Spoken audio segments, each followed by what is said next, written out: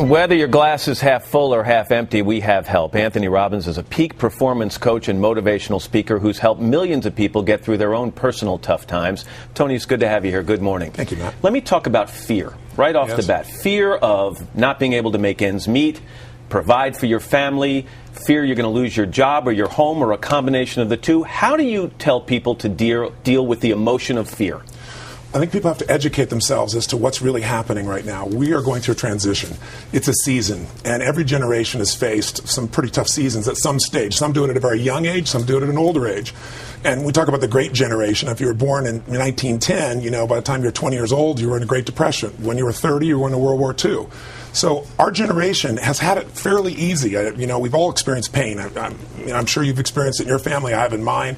But we haven't experienced it at a cultural level to the extreme that we're starting to experience so right you're now. saying we haven't been adversity tested. We lived through a period where mortgages seemed too good to be true, so we bought bigger houses. That's right. Where gas seemed relatively cheap, so we bought more and bigger cars. Where the stock market was booming, so we invested. Now we're finally seeing adversity?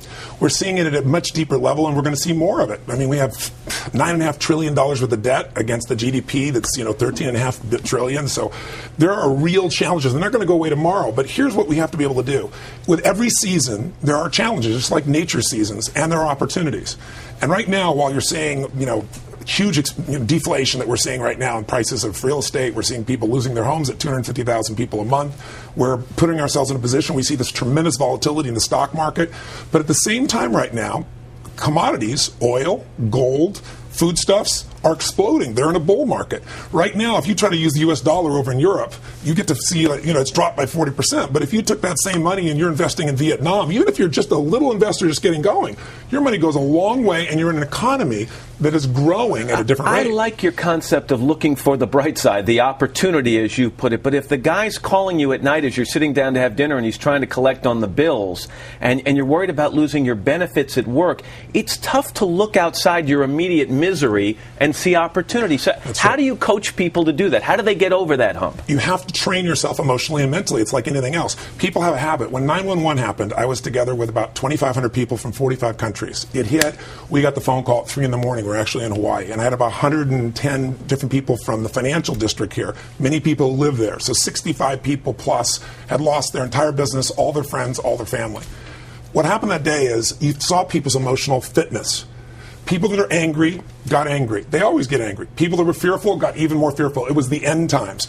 There were individuals there that were caretakers, and they were out there finding it. So it's a habit to find your emotions. So what I'd say to people is you have to discover what your emotional pattern is, and then you condition the emotion you do need.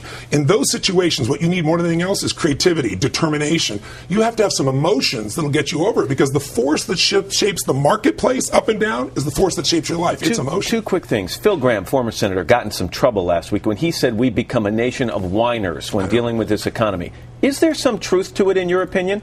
Well, I think we're emotionally unfit as much as we could be. I mean, there's no question that many people, I've had a doctor come to me and say, you have a tumor in your brain. I want to operate. So is Lance Armstrong. The question is, when those things happen, what do you focus on? What does it mean? What do you do? Do you focus on, why did this happen to me?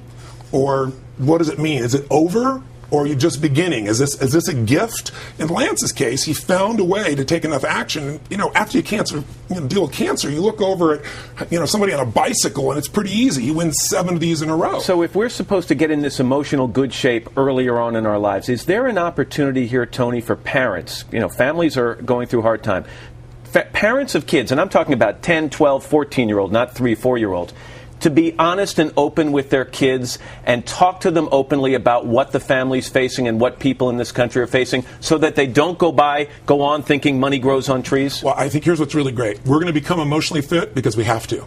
Necessity is there. But the thing that will give people hope is not positive thinking, it's role models. Sir John Templeton is one of my heroes. I interviewed him not long ago, and he just passed away, as you probably know, about a week ago. And here's a man who started with nothing. In 1939, Hitler is invading, and he went out at that time and said, maximum pessimism is when you can do the best. This is when you can grow.